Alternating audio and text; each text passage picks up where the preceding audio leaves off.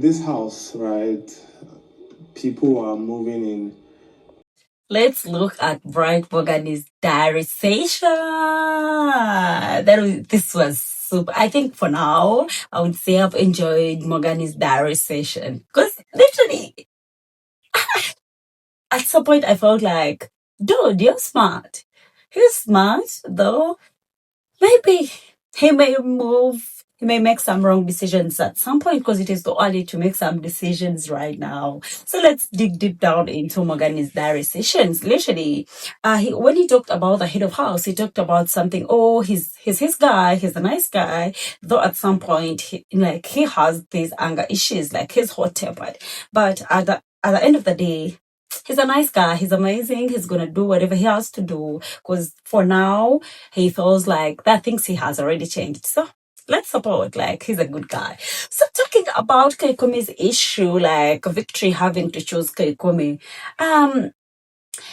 Bright Morgan feels like that was Keikumi's strategy. And me personally, I really feel like Kaikumi was playing a strategy. Because he went ahead to explain that these people have been there, but then from the very start, they had never gotten like good vibes. It was always, Kaikuma was always giving like the bad vibes to him, and they have never been like having like a one-on-one, like a stress talk or anything like, eh.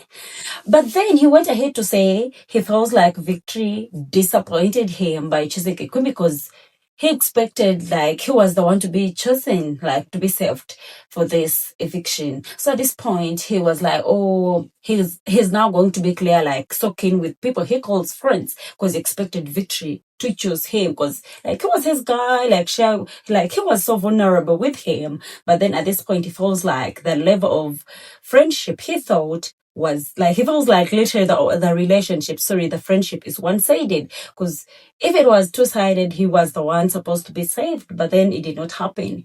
But then he goes ahead to say, oh, when he thought about it, like, Kaikumi was down, he was talking about like evicting himself, like voluntarily, like he feels like that was the reason. But then he feels like at the other side, he feels like that wasn't a stronger reason for Victory to pick Kaikumi because it feels like Kaikumi is playing a game. Like it feels like that was Kaikumi's strategy, like that sympathy card. And I'm like, yeah, at this point, Bright Morgan, like you're thinking, you're playing the game now. Because literally, at the end of the day, it is a game. Even when somebody is doing something like these people should not forget it is a game, it is competition. So they need to stay on their toes. They need to stay alert on about anything. Anything can happen and anything can be a strategy at this point. That is one thing these people should think about. Anyway, I'm going ahead to talk about eviction. He's really down, but then I would say the reason is the same reason for failure to be saved by someone he calls a friend, literally a best friend in the house. Because he talks about every time he's there, it still comes to the head like, dude, you're up for eviction. Dude, you're up for eviction. And it's kind of getting him like, if at a bad place because every time he thinks about it, like literally it draws him back to this part where he was like literally thinking about there are some people who are saved in the house and he feels like it should have been him who would have been saved, not Kaikumi. And I'm like, okay, at the end of the day, it is a game. It is a game. Even when you say this person is real, maybe they are real, but then it is a game. Nobody is real in that house 100%. Nobody is real. Why do people forget? Like, this is a competition. They're there for competition. Literally, nobody is real in that house because all of you are there for the money. So, Bright Morgan, you need maybe to at least open your eyes and be sure. So guys, he also went ahead to put her through what will happen in the wager, like what he's going to do to make sure they win this wager. Talking about he's going to put himself out there, like make sure they win this task because he said he's going to kill the task. And I'm like, okay, the way you people are promising us you're going to kill this task come Friday, you people should just deliver because we cannot be disappointed. We were disappointed last week. Please do not disappoint us this week. We're waiting for something nice, something super, super cool. We really hope you deliver just like you are promising all of us. So talking about which, I did not want to start with it because he started with it at the same time, ended with it. He talked about having a person he could talk to, a companion in the house who is Mide. Literally, of course, Big Brother will drag you and asking names up when you have to mention that person. Because he feels like Mide is someone he can talk to, someone he can lean on and maybe share more about himself also when he's having a bad time in the house. Like, he will literally share with Mide. So Big Brother is like, okay.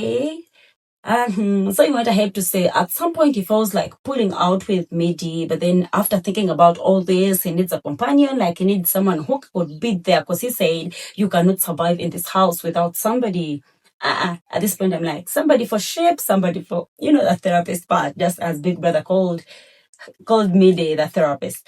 I was like, oh, he feels like he should not look at whatever is happening outside the house. Him having, like, he had told Mide, like, he's in a serious relationship outside the house. But then at this point, we do not know whether he's breaking up with a girl outside the house or he's trying to play the game right. Because he said he really wants to put on hold something outside the house so that he could focus on what is inside the house, like try to get to know Mayday, try to do something with her. Since he said he had literally him saying somebody between the two developed feelings, I really knew it was him because he explained that he's really developing feelings for Mide. At this point, Big Brother is like, okay, like the advice you're even asking, because he asked advice about all that situationship, like having a relationship outside and also maybe a therapist inside. Like he's literally developing feelings for this therapist who is Midi.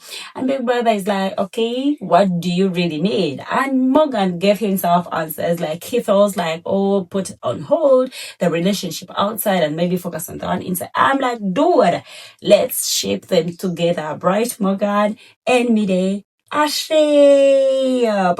We gotta ship these people because literally he told us himself what he feels for Midi. So I'm super excited. I cannot wait for what they're gonna give to us. Yes, that was all for Bright Morgan. That was his diary session. Though he's kind of disappointed in victory, yeah, that disappointment is there. But then all I can say is he shouldn't forget this is a game. This is at all points a victory. Disappointed Gigi. What did Bright Morgan expect at this point? Literally, he's playing a game. This guy does not have a best friend. This guy does not have no luck. Literally, he is playing a game. Victory is here for a game. Nothing much. Nothing. Literally, he is here for a game. That is him, and he's using these people literally as using these housemates to play his game, which is his strategy, which is okay, because at the end of the day, this is a game. They're competing. We expect, like, that will be a winner, definitely. Otherwise, that is all for Bright Morgani's diary session.